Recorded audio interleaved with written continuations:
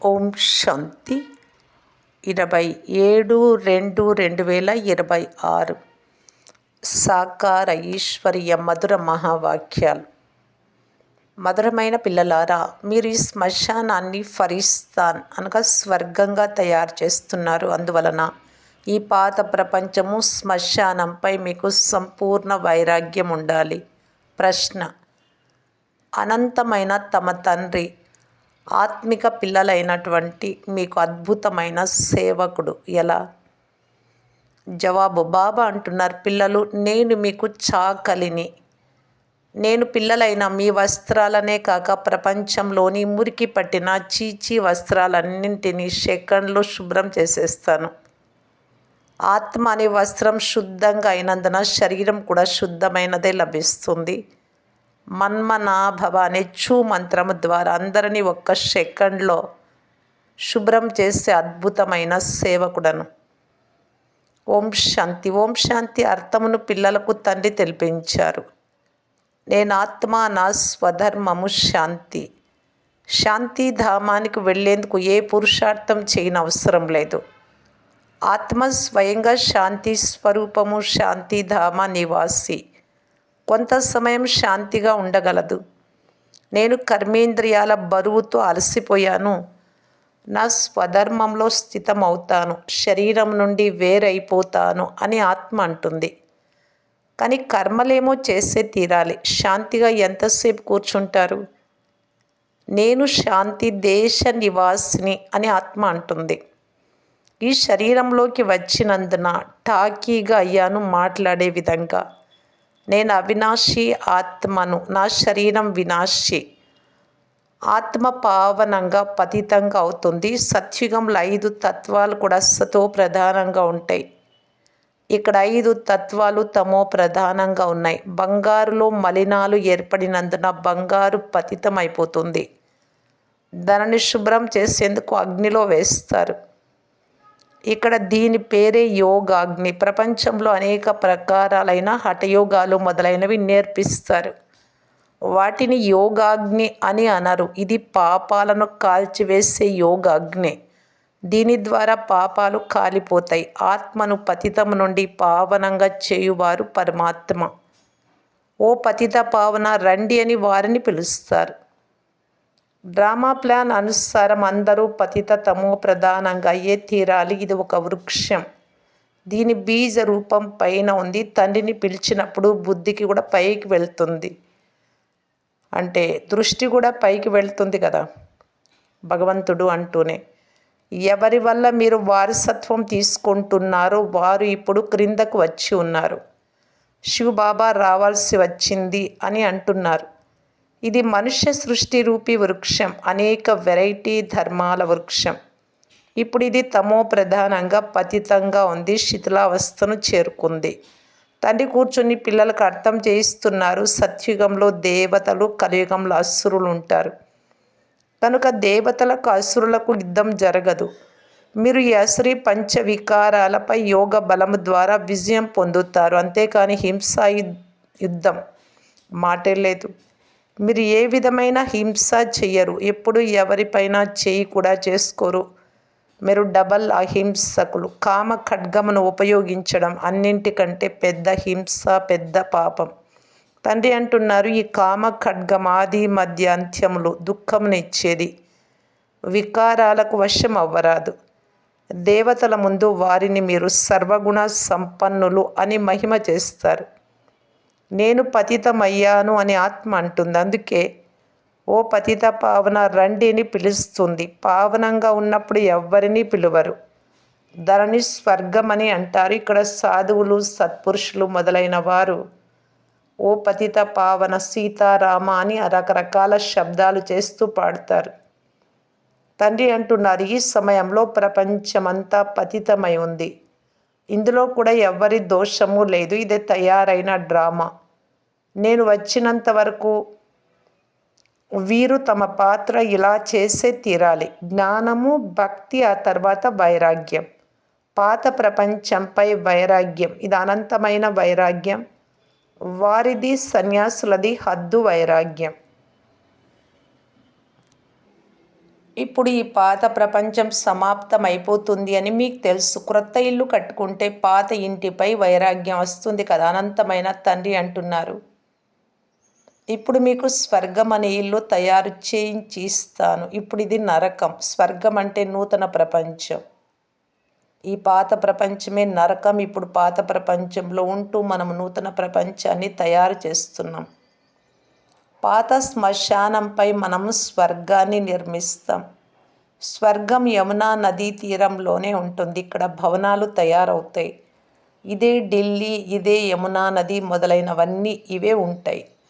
వారు చూపించే పాండవుల కోట మొదలైనవన్నీ కట్టుకథలు, డ్రామా ప్లాన్ అనుసారం మళ్ళీ ఇవి తప్పకుండా తయారవుతాయి. యజ్ఞము, జపతపాదులు మీరు ఎలా చేస్తూ వచ్చారో వాటిని మళ్ళీ చేస్తారు. మొదట మీరు శివుణ్ణి భక్తి చేస్తారు. ఫస్ట్ క్లాస్ మందిరాలు నిర్మిస్తారు. దానిని వ్యభిచార భక్తి అంటారు. అనేక మందిరాలు నిర్మించి అనేక మంది దేవతలను పూజించడాన్ని. ఇప్పుడు మీరు జ్ఞాన మార్గంలో ఉన్నారు. ఇది అవ్యభిచారి జ్ఞానం.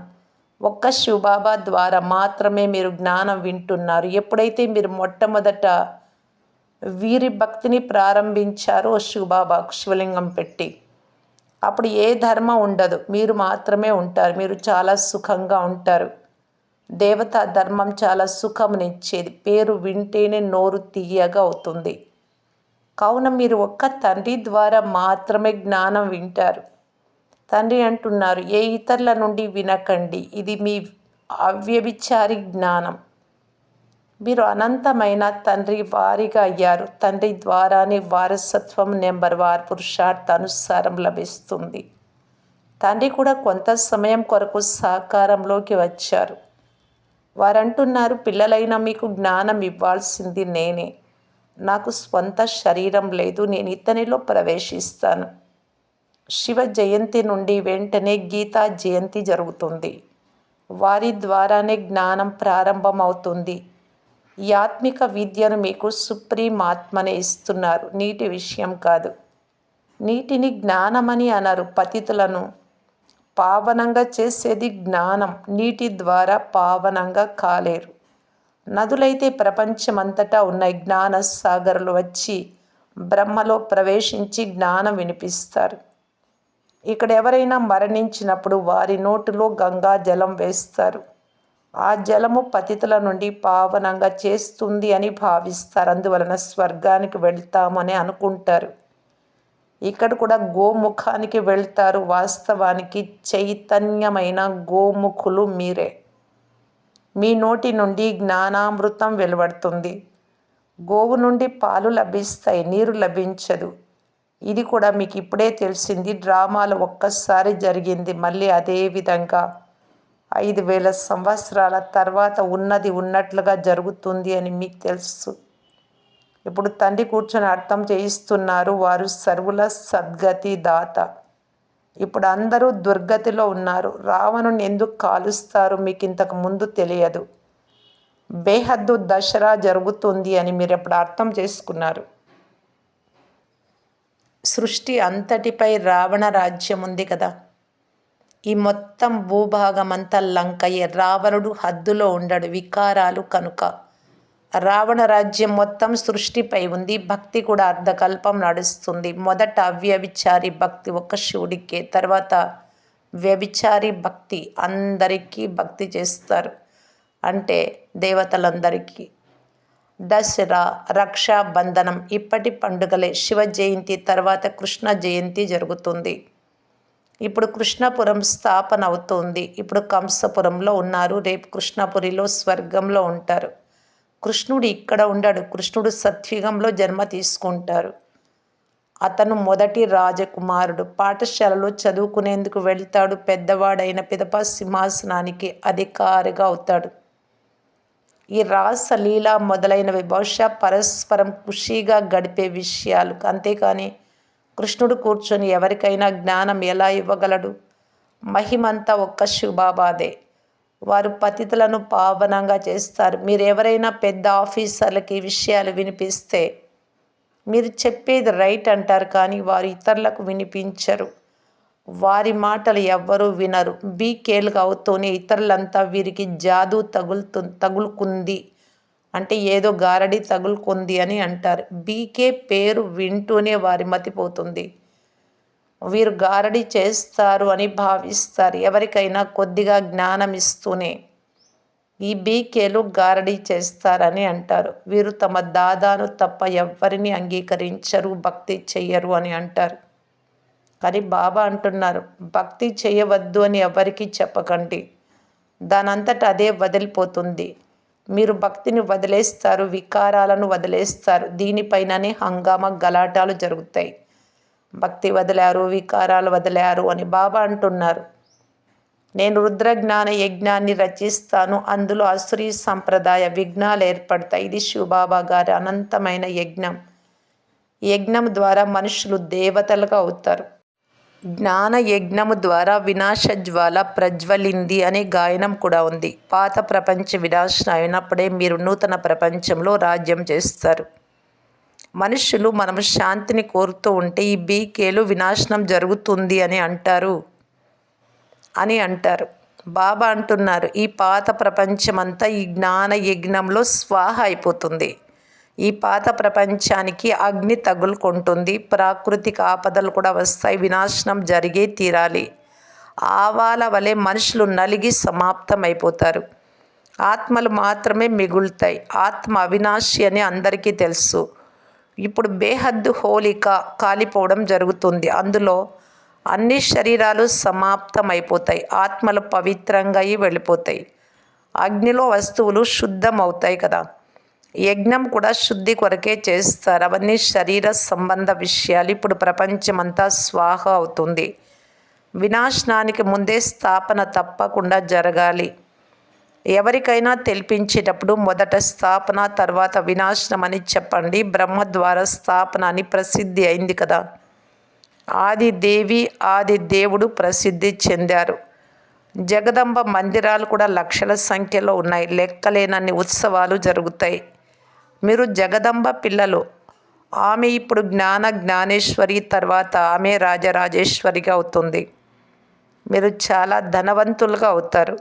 తర్వాత భక్తి మార్గంలో లక్ష్మీదేవిని దీపావళి పండుగ సమయంలో వినాశీ ధనాన్ని అడుక్కుంటారు. ఇక్కడైతే అన్నీ లభిస్తాయి. ఆయుష్మాన్ భవ్, పుత్రవాన్ భవ్. మన ఆయువు 150 సంవత్సరాలు ఉంటుంది అని మీకు తెలుసు. స్వర్గంలో తండ్రి అంటున్నారు, ఎంత యోగం చేస్తారో అంత ఆయువు వృద్ధి అవుతుంది. మీరు ఈశ్వరుడితో యోగం చేసి యోగేశ్వరులుగా అవుతారు. మనుషులు భోగేశ్వరులుగా అన్నీ అనుభవించుకుంటూ ఇదే స్వర్గం అనుకుంటూ ఉన్నారు. వికారాల మలిన బట్టలను శుభ్రం చేస్తారు తండ్రి అని కూడా అంటారు. తండ్రి అంటున్నారు, నన్ను చాకలి అని కూడా అంటారు. నేను వచ్చి ఆత్మలందరినీ శుభ్రం చేస్తాను. అప్పుడు శరీరం కూడా క్రొత్తదిగా శుభ్రమైనదిగా లభిస్తుంది. తండ్రి అంటున్నారు, నేను ఒక్క సెకండ్లో ప్రపంచంలో అందరి దుస్తులను శుద్ధి చేస్తాను. కేవలం మన్మనాభవగా అయినందున ఆత్మ శరీరం రెండు పవిత్రమైపోతాయి. ఇది చూ మంత్రం. సెకండ్లో జీవన్ముక్తి. ఎంత సులభమైన ఉపాయం. తండ్రిని స్మృతి చేస్తే పావనంగా అవుతారు. నడుస్తూ తిరుగుతూ కేవలం తండ్రిని స్మృతి చెయ్యండి. ఇక నేను మీకు ఏ ఇతర కష్టము ఇవ్వను. కేవలం స్మృతి చేస్తూ ఉండండి. అప్పుడు ఒక్కొక్క సెకండ్లో మీ కలలు ఉన్నతమవుతాయి. తండ్రి అంటున్నారు, పిల్లలైనా మీకు నేను సేవకుడనై వచ్చాను. మీరు ఓ పతిత పావన రండి, వచ్చి మమ్మలను పావనం చేయండి అని పిలిచారు. అలాగే వస్తున్న పిల్లలారా అని నేను వచ్చేసాను. అనగా మీకు సేవకుడిని అయినట్లే కదా. మీరు పతితమైనప్పుడు మాత్రమే తీవ్రంగా జోరుగా అరుస్తూ పిలుస్తారు. అప్పుడు నేను వచ్చాను. అప్పుడంటే పిలిచినప్పుడు. ఇప్పటికి 90 సంవత్సరాలైంది. కల్పము వచ్చి పిల్లలైన మీకు ఈ మంత్రాన్ని ఇస్తాను. నన్ను స్మృతి చేస్తే మీరు పావనం అవుతారు. మన్మనాభవకు అర్థం కూడా ఉంది. మన్మనాభవ మధ్యాజీభవ అనగా తండ్రిని స్మృతి చేస్తే విష్ణుపురానికి యజమానులుగా అవుతారు. మీరు ఇక్కడికి వచ్చినదే విష్ణుపురి రాజ్యాన్ని తీసుకునేందుకు. రావణపురం తర్వాత విష్ణుపురం, కంసపురం తర్వాత కృష్ణపురం వస్తుంది. ఎంతో సులభంగా అర్థం చేయించబడుతూ ఉంది. తండ్రి అంటూ ఉన్నారు, ఈ పాత ప్రపంచంపై మమకారం వదిలేయండి. ఇప్పుడు మనం 84 జన్మలు పూర్తి చేశాము. మనం ఈ పాత శరీరాన్ని వదిలి నూతన ప్రపంచంలోకి వెళ్ళిపోతాం. స్మృతి ద్వారానే మన పాపాలు తొలగిపోతాయి. అయితే ధైర్యం చేయాలి. వారు బ్రహ్మతత్వాన్ని స్మృతి చేస్తారు. బ్రహ్మంలో లీనమవుతామని భావిస్తారు. కానీ బ్రహ్మతత్వము అంటే నివసించే స్థానం. వారు తపస్సులో కూర్చుంటారు. మేం బ్రహ్మంలో లీనమైపోతాము అనే సంకల్పంతో కూర్చుంటారు. కానీ వాపస్ ఎవ్వరూ వెళ్ళలేరు.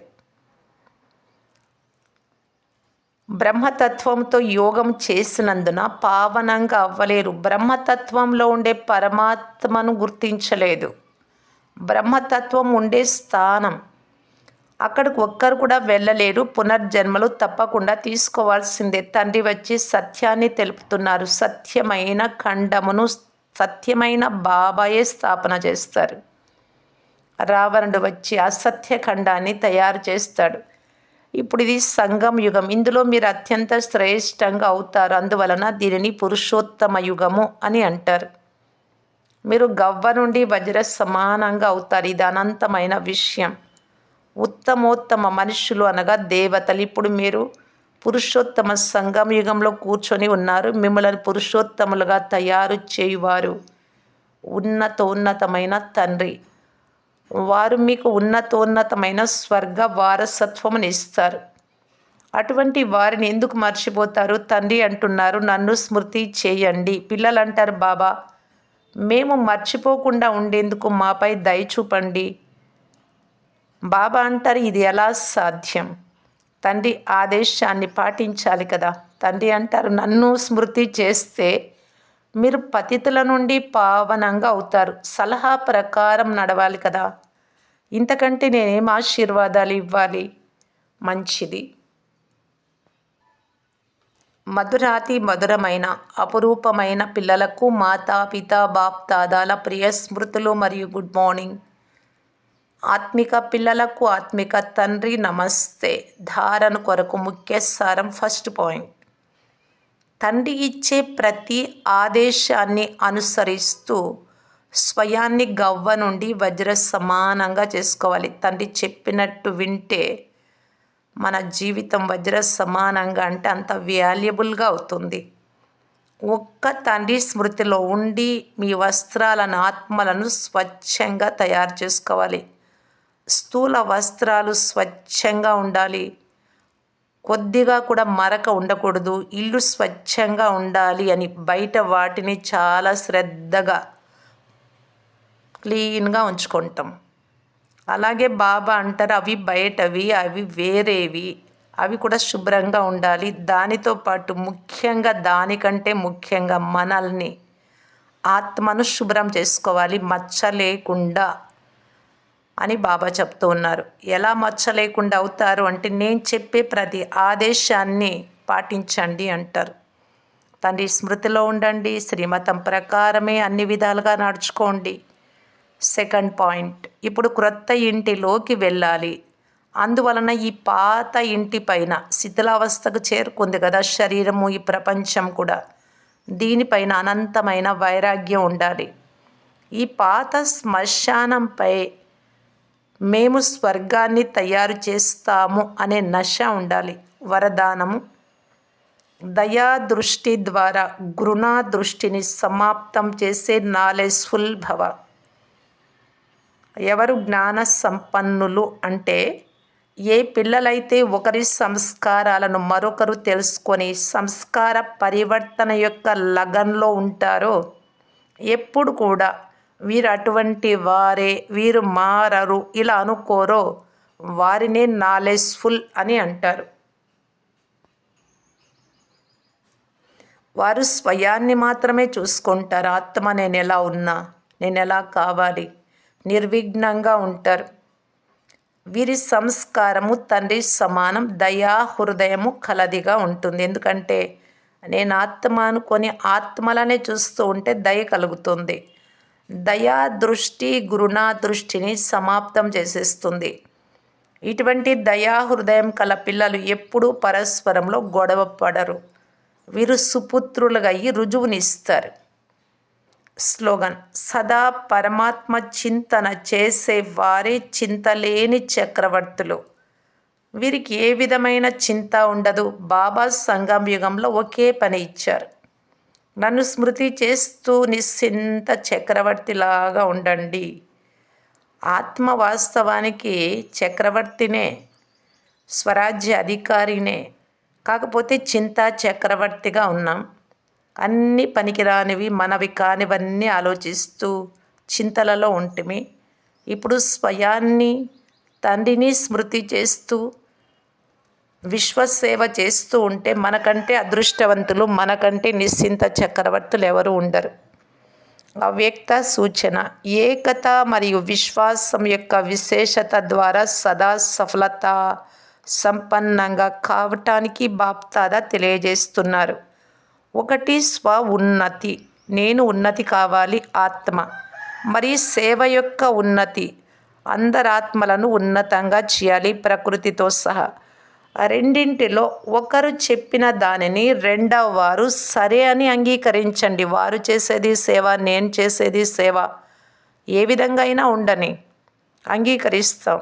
ఇలా సదా ఏకత మరియు దృఢత ద్వారా ముందుకు వెళ్తూ ఉండండి. ఫ్యామిలీ ఎందుకు విడిపోకుండా ఉంటారు? ఏ ఫ్యామిలీ అంటే, ఒకరు చెప్తే ఇంకొకరు వింటారు. అంతా మనవారే కదా, వారు చెప్తే విందాంలే, ఏమవుతుంది, మనం చెప్పినట్టే ఎందుకు నడవాలి? ఒకవేళ ఏదైనా తప్పు అయితే అప్పుడు సలహా కూడా ఇవ్వచ్చు. ఇలా నడుచుకుంటే ముందుకు వెళ్ళగలం. ఎలాగైతే దాదీల ఐక్యత మరియు సంఘటన పక్కాగా ఉందో, అలా రత్నాలైన మీ సంఘటన కూడా పక్కాగా ఉండాలి. ఓం శాంతి.